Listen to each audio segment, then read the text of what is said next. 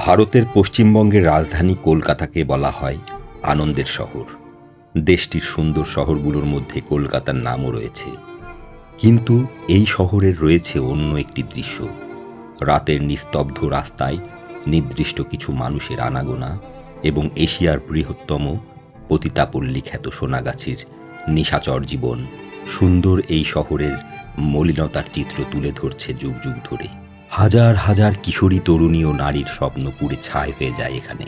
ছোটবেলায় যে কিশোরী স্বপ্ন দেখতেন একদিন শিক্ষক হবেন, মহান পেশায় নিয়োজিত হয়ে মানুষ গড়বেন, সেই কিশোরী বাস্তব জীবনের অন্ধকার গলি পেরিয়ে নিজের অজান্তেই চলে এসেছেন সোনাগাছিতে। তবে কেউ এসেছেন বাধ্য হয়ে দারিদ্র্যের কশাঘাত থেকে মুক্তি পেতে, আবার স্বেচ্ছায়ও এই পেশা বেছে নিচ্ছেন অনেকে। সময়ের আবর্তে সবকিছু বদলে গেলেও বদলায়নি সভ্যতার অন্যতম প্রাচীন এই পেশার সঙ্গে জড়িতদের জীবনের গতিপথ।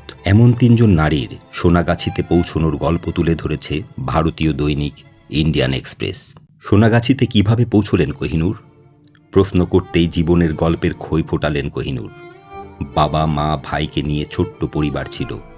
শৈশবেই মনে গেঁথে যায় শিক্ষক হওয়ার বাসনা, কিন্তু অভাব অনটনের সংসারে তার এই ইচ্ছা যে বাস্তব রূপ পাবে না সেটাও জানতেন তিনি। তবুও স্বপ্ন দেখতেন শিক্ষক হওয়ার। নিজের লালিত স্বপ্নের কথা বান্ধবী শবনমকে জানালেন।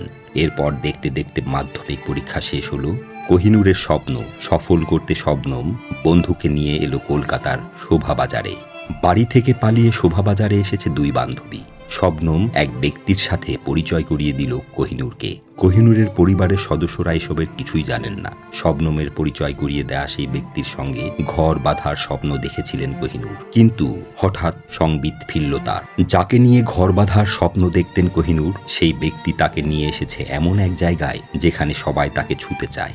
মন চায় না, সঙ্গী করতে চায় না, চায় শুধু বিছানায়। কোহিনূরের কপালে চিন্তার ভাঁজ পড়ে যায়, কারণ এতদিনে তিনি জেনে গেছেন একবার এই রেড লাইটের কানাগলিতে কেউ ঢুকে পড়লে সেখান থেকে আর বেরোনোর কোনো উপায় নেই। কিন্তু যে মেয়ে শুধু পড়বে আর পড়াবে বলে বাবা মায়ের কোল ছেড়ে এসেছে, তাকে চার দেয়ালে বন্দি রাখা সহজ নয়।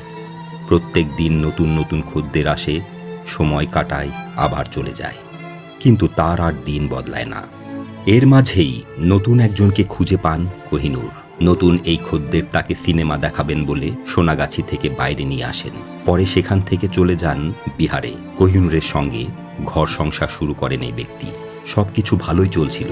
কিছুদিন পর কোহিনূরের গর্ভে আসে সন্তান। এমন সময় তিনি জানতে পারেন যাকে বিয়ে করে সংসার শুরু করেছেন তিনি, তার আরও সংসার আছে, স্ত্রী সন্তান আছে।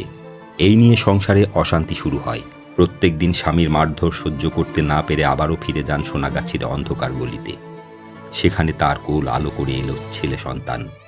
মায়ের পরিচয় লুকিয়ে ছেলেকে দূরে রেখে মানুষ করতে চাননি কোহিনূর, বরং ছেলে যেন মায়ের সংগ্রাম দেখে সেটাই চেয়েছিলেন তিনি। মাসের পর মাস রুমের বাইরে ছেলেকে রশি দিয়ে বেঁধে রাখতেন। ভেতরে খদ্দেরের মনোরঞ্জন করতেন কোহিনূর। প্রায়ই ছেলের কান্না আর খদ্দেরের মেজাজ মিলেমিশে বালিশ ভেজাতেন এই নারী। নিজে শিক্ষক হতে পারেননি, তাই ছেলেকে দিয়ে সেই স্বপ্ন সার্থক করতে দৃঢ় প্রতিজ্ঞ ছিলেন মা। কোহিনূরের ছেলে এই পল্লীতে থেকেই পড়াশোনা করলেন। শেষ পর্যন্ত মায়ের স্বপ্ন পূরণ করে ছেলে শিক্ষকও হয়ে গেলেন। এরপর যৌনকর্মীর সঙ্গেই ছেলের বিয়ে ঠিক করলেন কোহিনূর। ছেলেকে জীবনের সার শিক্ষা দিয়েছেন, তাই পুত্রবধূ নির্বাচনে কোনো দোলাচল ছিল না। তবে বিয়ের পর কোহিনূরের পুত্রবধূ কেবল ঘর সংসারই করছেন। কোহিনূরের দুই নাতি নাতনি। সকালবেলা তাদের পড়াতে বসান কোহিনূর। অতে অজগর আসছে তেরে, আতে আমটি খাবো পেরে। কোহিনূর যে শিক্ষিকা হতে চেয়েছিলেন। হাড়কাটার আরেক তরুণী নীলিমা। মুর্শিদাবাদের এই তরুণীর সবেমাত্র বিয়ে হয়েছে। কলকাতা শহর কোনোদিন দেখেননি তিনি। বিয়ের পর স্বামীকে সে কথা জানান। স্বামী দেরি না করে তাকে নিয়ে সোজা চলে যান কলকাতা। ভিক্টোরিয়া, হাওড়া ব্রিজ, জাদুঘর, গড়ের মাঠ সহ ঐতিহ্যবাহী সব স্থাপনা দেখার ইচ্ছা ছিল নীলিমার। স্বামী বললেন সবই হবে, কিন্তু আপাতত এক বন্ধুর বাসায় উঠতে হবে। বন্ধুর বাসায় উঠল নবদম্পতি। এরপর একটু আসছি বলে বের হয়ে যান স্বামী। সেই যে গেল, আর ফিরে এলো না। স্বামীর বন্ধুর পরামর্শে খুঁজতে বের হলেন তিনি। এরপর সেই বন্ধুর হাত ধরে আর এক বন্ধুর বাড়ি।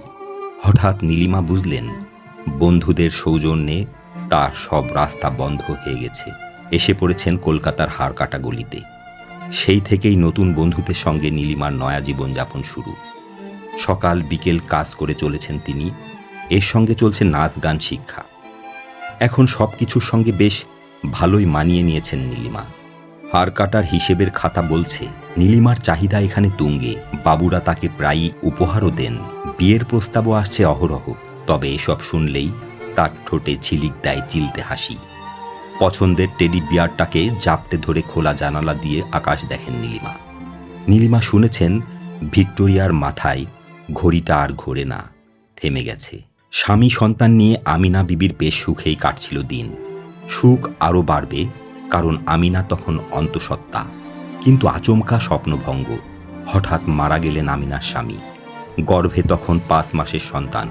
শ্বশুরবাড়ির দায় ঝেড়ে ফেলল। এক সন্তানের হাত ধরে গর্ভবতী আমিনা গেলেন বাবার বাড়ি। কিন্তু বাবার সংসারে অনটনের শেষ নেই। একদিন বাবা জানিয়ে দিলেন তিনি আর পারছেন না, কিন্তু মেয়ে নাতনিকে ফেলে দিতে তো পারেন না। বসিরহাটে এক পরিচিত বন্ধুর কাছে নিয়ে গেলেন কাজের আশায়। সেই ব্যক্তি তাকে কাজের আশ্বাসও দেন। কিছুদিনের মধ্যে আমিনা কাজ পেয়ে যান। এই কাজ পেলেন মাটিয়ার যৌনপল্লীতে। এরপর দেখতে দেখতে 20 বছর সেখানেই কাটিয়ে দিয়েছেন আমিনা। যে গর্ভের সন্তানকে নিয়ে বাড়ি ছেড়েছিলেন আমিনা, সেই ছেলে মায়ের পরিচয় জেনে মানসিকভাবে ভেঙে পড়ে। নিজের থেকে দূরে রেখে বোর্ডিংয়ে ভর্তি করে ছেলে মেয়েকে মানুষ করতে চেয়েছিলেন মা, কিন্তু মায়ের পেশার কথা জানতে পেরে ভেঙে পড়ে ছেলে। মাধ্যমিকের পরে ছেড়ে দেয় পড়াশোনা। অন্যদিকে মেয়ের শর্তাধীন বিয়ে হয়েছে। সেই মেয়ের কোল আলো করে এসেছে এক কন্যা, কিন্তু মেয়ে নাতনি কাউকেই দেখতে পান না আমিনা। শ্বশুরবাড়ি থেকে শর্ত দেয়া হয়েছে মায়ের সঙ্গে যোগাযোগ রাখা যাবে না, কিন্তু আমিনার মন কাঁদে সব সময়। মরার আগে একবার মেয়ে নাতনিকে বুকে জড়িয়ে কাঁদতে চান আমিনা।